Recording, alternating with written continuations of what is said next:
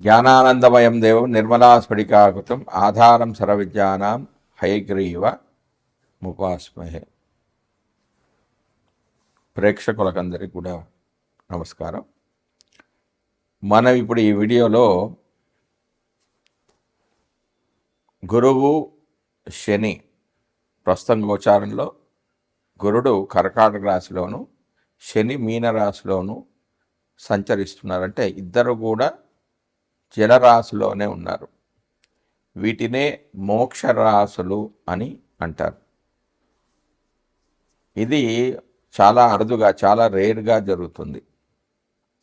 ఇలా ఉన్నప్పుడు అంటే గురుడు కర్కాటకంలో ఉన్నప్పుడు శని మీనరాశిలో ఉన్నప్పుడు 12 రాశుల వారికి ఇలాంటి ఫలితాలు జరుగుతాయి. ఇక్కడ రాశి అంటే చంద్రుడున్న రాశి కాదు, గురుడు ఉన్న రాశి. అంటే గురుడు మేషరాశిలో ఉంటే ఎలాంటి ఫలితాలు జరుగుతాయి, గురుడు వృషభ రాశిలో ఉంటే ఎలాంటి ఫలితాలు జరుగుతాయి, మిథునంలో ఉంటే గురుడు. మరియు రవి నుంచి కేతువు వరకు గ్రహాలు ఎక్కడుండాలి? వాళ్ళ జన్మజాతకంలో కర్కాటకంలో కానీ మీనరాశిలో కానీ ఉన్నప్పుడు మాత్రమే ఈ ఫలితాలు జరుగుతాయి. అంటే 12 రాశులు అంటే మేషం నుంచి మీనం వరకు, మేషరాశిలో గురుడు, వృషభ రాశిలో గురువు ఇలా ఉంటూ కర్కాటకంలో కానీ మీనంలో కానీ రవి నుంచి రవి, చంద్రుడు, కుజుడు, బుధుడు, గురువు, శుక్రుడు, శని, రాహు, కేతువులు ఉంటే ఎలాంటి ఫలితాలు జరుగుతాయి అంటే వాళ్ళకు మాత్రమే. అంటే ఇటు జన్మజాతకాన్ని కూడా పరిశీలించుకోవాలి. అంటే జన్మజాతకం ఉన్న వాళ్ళకు మాత్రమే ఇప్పుడు నేను చెప్పే ఫలితాలు అనేవి జరుగుతాయి. దీన్ని ఎవరి జాతకంలోనైనా గురువు శని ఆ రాశులలో ఉంటాయి. అంటే అగ్నితత్వ రాశుల్లో కానీ, భూతత్వ కానీ, వాయు జలతత్వ రాశుల్లో కానీ ఉంటే, అంటే వాటికి 1, 5, 9, 2, 7 కనెక్షన్ ఉంటే, ఒకరికొకరు 1, 5, 9, 2, 7 స్థానాల్లో ఉంటే దీన్ని కర్మధర్మాధిపతి యోగం అంటారు. అంటే వీరికి జీవితం అనేది కొంచెం ఆలస్యంగా ప్రారంభమవుతుంది, కానీ స్థిరమైన జీవితం అనేది ఉంటుంది. చేసే కర్మలు అంటే వృత్తి కానివ్వండి, వ్యాపారం కానివ్వండి, ఎలా ఉంటుందంటే న్యాయబద్ధంగా ధర్మబద్ధంగా ఉంటుంది. మోసం చేయడం అనేది అసలు జరగదు. నిజాయితీగా సంపాదన ఉంటుంది. ప్రస్తుతం గోచారంలో కర్కాటకంలో గురుడు, మీనరాశిలో శని సంచరిస్తున్నారు. ఇద్దరు ఒకరికొకరు కోణ రాశిలో ఉన్నారు. ఈ 2 రాశులను జలరాశులు అంటారు. వీటినే మోక్ష రాశులు అని అంటారు. గురు శని ఒకరొకరు కోణరాశులు ఉండడం వల్ల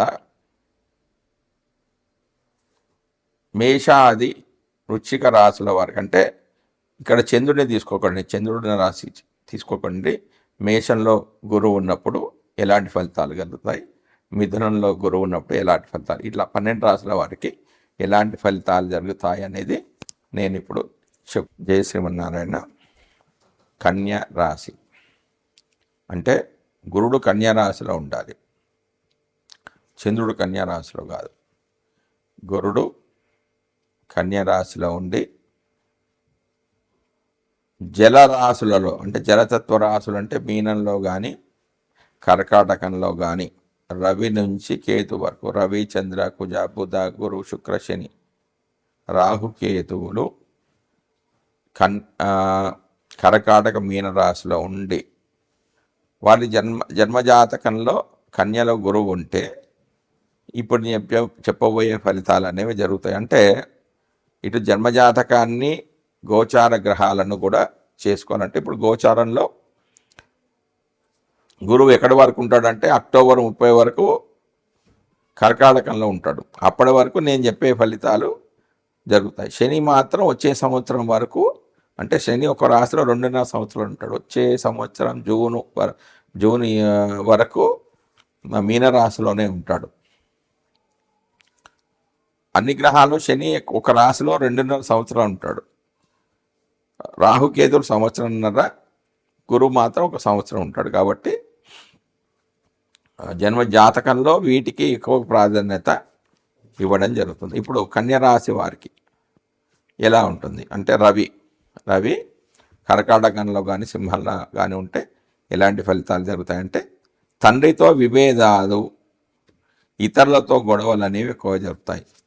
ఏకాంతాన్ని కోరుకుంటారు. ధ్యానాన్ని, ఒంటరిగా ఉండి మెడిటేషన్ చేసుకోవడానికి ఇష్టపడతారు. హాస్పిటల్స్లో కానీ పనిచేసే వారికి, విదేశాల్లో ఉండేవారికి మాత్రం మంచి ఫలితాలు అనేవి కలుగుతాయి. మంచి ఆదాయం లభిస్తుంది. అన్నింటా విజయాన్ని సాధిస్తారు. ఇక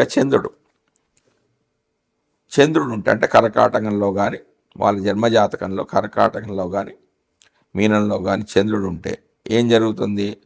ఆదాయం వస్తుంది. అంటే కొంతకాలం ఆదాయం లభించడం, కొంతకాలం నష్టాలు, ఆ నష్టాలు అధిక ఖర్చులు జరుగుతుంటాయి. ఇక మనసు మొత్తం ఏం ఆలోచిస్తుందంటే పెట్టుబడుల మీద, ఆర్థిక లాభాలపై దృష్టి అనేది కలుగుతుంది. అంటే పెట్టుబడి పెట్టాలి, డబ్బులు ఎక్కువ రావాలి ఉంటుంది. కానీ ఆదాయంలో హెచ్చు తగ్గులు ఉంటాయి. అంటే అప్ అండ్ డౌన్స్ అనేవి ఉంటాయి. తర్వాత కుజుడు, వీరికి మీరు ఆ దశలో ఈ సమయంలో దృఢంగా ధైర్యంగా ఉంటారు. ఓన్ గ్రేస్, సెల్ఫ్ స్టైల్ ఉంటుంది. అంటే తమదైన ప్రత్యేకమైన శైలి అనేది ఉంటుంది. సాహస యాత్రలు అనేవి చేస్తారు. అంటే పర్వతారోహణ లాంటి సాహస కార్యాలు చేస్తారు. వారసత్వపు ఆస్తి లభించడము, వారసత్వ ఆస్తులు లభిస్తాయి. అదే సందర్భంలో కొంచెం సర్జరీస్ జరిగే అవకాశం కూడా ఉంది. అద్భుతమైన రాజయోగం అని చెప్పవచ్చు. బలమైన కార్యాచరణ అనేది ఉంటుంది. అంటే ఈ లక్ష్యాలు సాధించాలని గట్టిగా సంకల్పం పెట్టుకుంటారు. వాటికి ప్రయత్నాలు చేస్తారు. వాటన్నిటినీ కూడా సాధిస్తారు. స్పోర్ట్స్ పర్సన్స్కి చాలా మంచిది. అంటే అందులో ప్రణాళికలు, అంటే ప్రణాళిక ఏదైతే వారు ముందైతే రాసుకొని ఉంటారో ప్రణాళికలు, అవైతే అన్నిటిని కూడా ముందుకు తీసుకెళ్తారు. అన్నిటి కూడా అంటే అమలు చేస్తారంటే ఇంతకుముందు నిద్రపోతున్న సింహం లేచి ఒకటేసారి పంజా విసిగితే ఎలా ఉంటుంది, అలాగా సవాళ్లను ఎదుర్కొంటారు. సవాళ్ళను అధిగమిస్తారు. అంతే విజయాన్ని సాధిస్తారు. ఈ సందర్భంలో మంత్రతంత్రాలపై ఆసక్తి అనేది కూడా చాలా పెరుగుతుంది. కానీ కొంచెం జాగ్రత్త, ఎందుకంటే కుజుడు కాబట్టి ప్రమాదాలకు, సర్జరీస్ కారకుడు కాబట్టి ప్రమాదాలు జరిగే అవకాశం కూడా ఉంటుంది.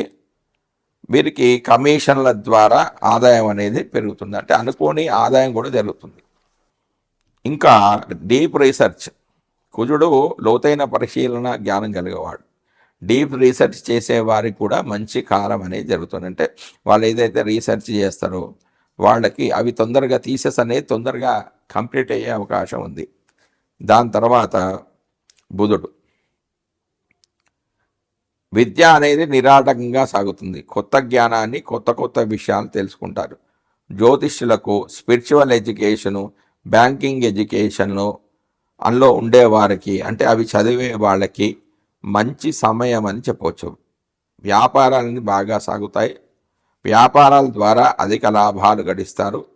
సంఘంలో గుర్తింపును కోరుకుంటారు. కానీ వీరు ఒకటి మానవేయాలంటే అతిగా ఆలోచించే అలవాటును మానుకుంటే చాలా మంచిది. ఎక్సలెంట్ మేనేజ్మెంట్ స్కిల్స్ కలిగి ఉంటారు వీళ్ళు.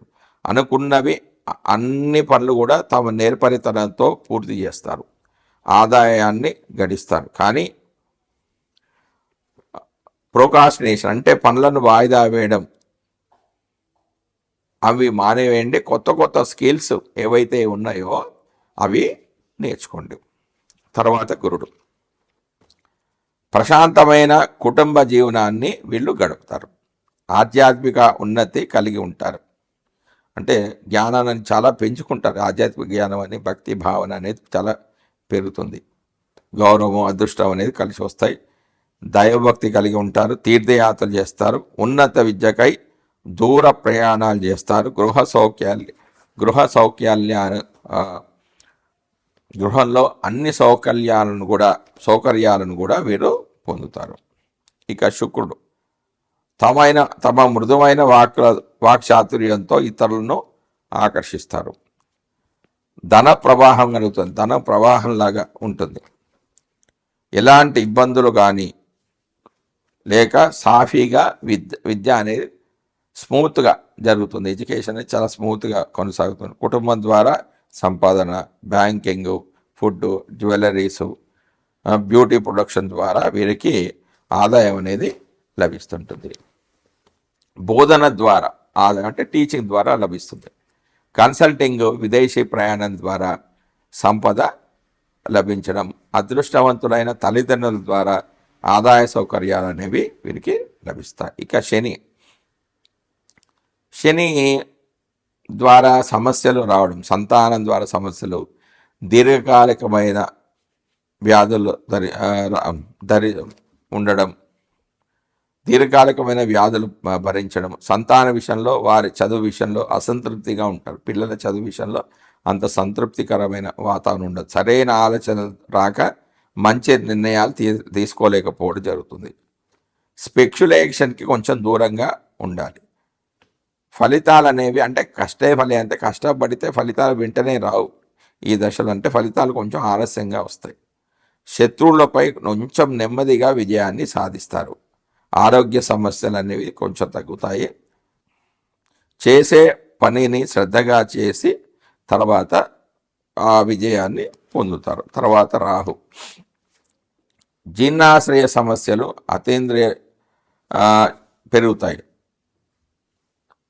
గ్యాస్ట్రిక్ ఇష్యూస్ అనేవి పెరుగుతాయి. అతీంద్రియ శక్తులు ఉన్నట్టుగా వాటి మాయలో పడినట్టుగా ప్రవర్తిస్తూ ఉంటారు. రుణం తీసుకుంటారు కానీ తిరిగి చెల్లించేస్తారు. అంటే అధిక రుణాలు తీసుకుంటారు, తొందరగా చెల్లిస్తారు. శత్రువు ఎంత బలంగా ఉన్నా పై చెయ్యిని సాధిస్తారు. న్యాయ రంగం, ఆరోగ్య రంగంలో పనిచేసే వారికి మంచి విజయాలు అనేవి సాధిస్తారు. తర్వాత కేతు, విదేశీ ప్రయాణాలు, తీర్థయాత్రలు, పవిత్ర గంగా నది, గోదావరి వంటి స్థలాలకు ప్రయాణం చేస్తారు. వాటికై అధికంగా డబ్బును ఖర్చు చేస్తారు. వారసత్వాస్తులు కొంచెం కోల్పోయే అవకాశం ఉంది. ఇంటికి దూరంగా వెళ్ళడం అనేది జరుగుతూ ఉంటుంది. జై శ్రీమన్నారాయణ.